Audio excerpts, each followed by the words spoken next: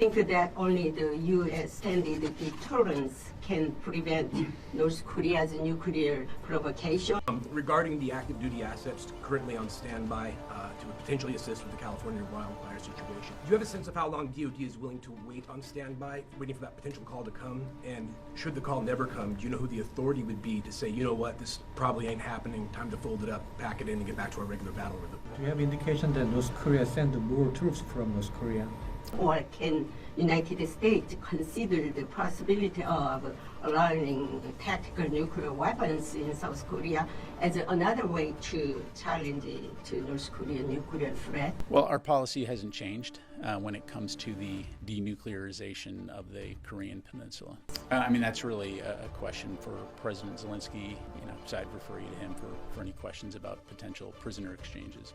Yeah, I mean, I think we're going to be ready as long as we need to be ready to support that. And, U.S. Northern Command working very closely with the interagency and FEMA, they're making that hour-by-hour, day-by-day determination in terms of what those requirements may be. So I don't want to speculate about, what the future could look like, other than to say, again, we understand the significance and the devastation of these fires, and the Department of Defense is going to do everything we can to support all those who are battling these fires, to include having this capability available should it be requested.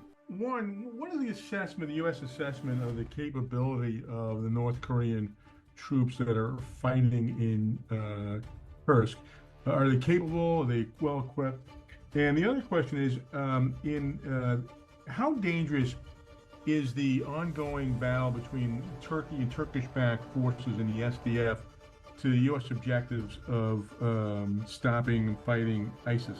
On your first question, Howard, I won't go into specific intelligence other than to say, all indications are that these are relatively well-disciplined, competent forces, the DPRK forces, primarily infantry-focused, and so, again, by all accounts, they are capable.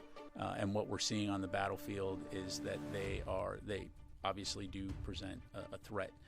The Ukrainians are doing a good job of holding the line, although it is very tough fighting, and we have seen the Russians make some incremental gains.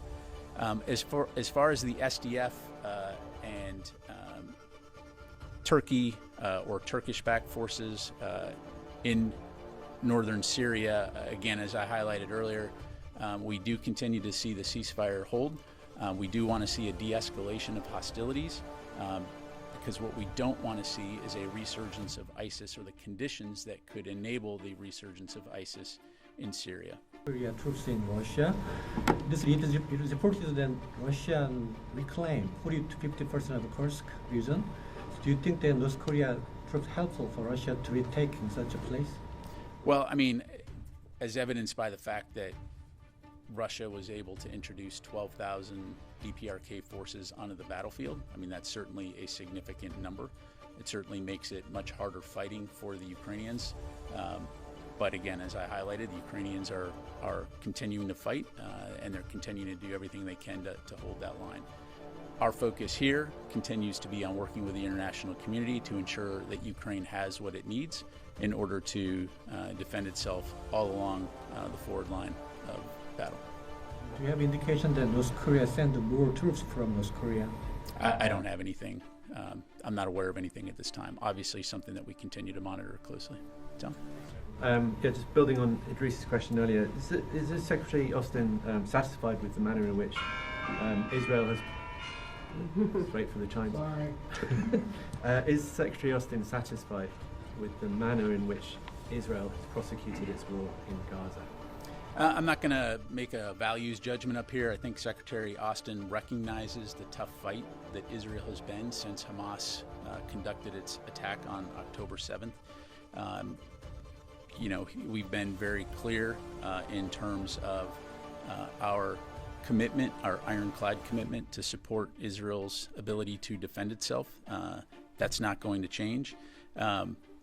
Clearly, when it comes to prosecution of this campaign, he's also been very clear about the importance of protecting civilians on the battlefield, and that continues to remain his view. Thank you. I've greatly appreciated working with you and learning from you, not only while serving in this position, but over the last 25 years in the various assignments I've held in and outside of the Pentagon. Thank you very much again, and that is all I have. Thank you.